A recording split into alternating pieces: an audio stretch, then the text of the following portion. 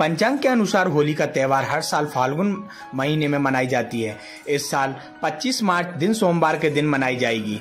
एक दिन पहले यानी 24 मार्च को होलिका दहन मनाया जाएगा। होलिका का पर्व रंगों और उत्साह से भरा होता है। लोग इसका बेसब्री से इंतजार करते हैं। यह पर्व साल धूमधाम से मनाया जाता है और इसी दिन कुछ ज्योतिषी उपाय करने से शुभ फल मिलता है। होली का जो त्योहार है यह सबसे ज्यादा उत्साह के साथ भारतीय, हिंदू और सनातनी इस त्योहार को मनाते हैं। रंग का त्योहार है। आपसी प्रेम और सौहार्द को बढ़ाने का यह त्योहार है। पूर्ण उमंग के साथ व्यक्ति को इस त्योहार को मनाना चाहिए और रंग केमिकल रंग ना हो, जो प्राकृतिक रंग है उन रंग के साथ व्यक्तियों को होली भी खेलना चाहिए। होली का दहन जो होता है उसकी कथा तो सभी लोग जानते हैं। तो होली का दहन हम प्रत्येक वर्ष करते हैं, बुराई का दहन करते हैं। तो बुराई के दहन के प्रतीक स्वरूप होलिका का दहन किया जाता है। लेकिन यह होली की रात में जो होलिका का दहन होता है यह एक विशेष योग रहता है, एक विशेष रात्रि रहती है, महारात्रि रहती है। इस रात्रि में यदि हम कुछ प्रयोग करें तो निश्चित ही हमको लाभ की प्राप्ति होती है। जैसे कि होलिका दहन के पश्चात यदि हम होलिका का पूजन करके 11 परिक्रमा लगाते हैं तो हमारे जीवन के कई संकट दूर होते हैं।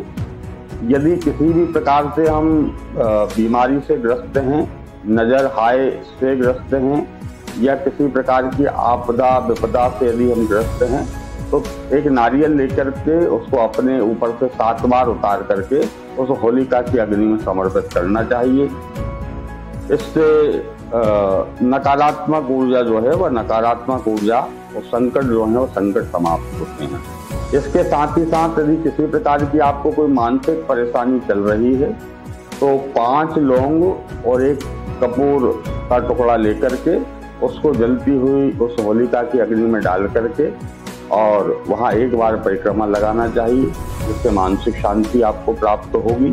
होलिका दहन की जो अग्नि रहती है उस अग्नि में यदि हम किसी घगरे में या किसी पात्र में जल को गर्म करते हैं और उस जल में अपामार्ग अर्थात अद्धा झाड़ा की पत्तियां, नीम की पत्तियां, हल्दी और कुशा डाल करके उस जल से हम यदि स्नान करते हैं तो हमारे शरीर में यदि किसी प्रकार का कोई चर्म रोग है वह चर्म रोग भी दूर होता है। होलिका दहन के दिन ब्राह्मणों को भोजन कराना चाहिए। गरीबों को, असहाय व्यक्तियों को यथासंभव हमको सहायता करना चाहिए। ऐसा करने से धन आने में यदि किसी प्रकार की रुकावट है वह रुकावट दूर होती है। भगवती लक्ष्मी की कृपा की प्राप्ति होती है और धन लाभ हमको प्राप्त होता है। तो इस प्रकार के छोटे छोटे उपाय हैं। इन उपायों को करने से निश्चित ही हमको सकारात्मक ऊर्जा की प्राप्ति होती है और अनेक प्रकार के लाभ या शुभ अवसर प्राप्त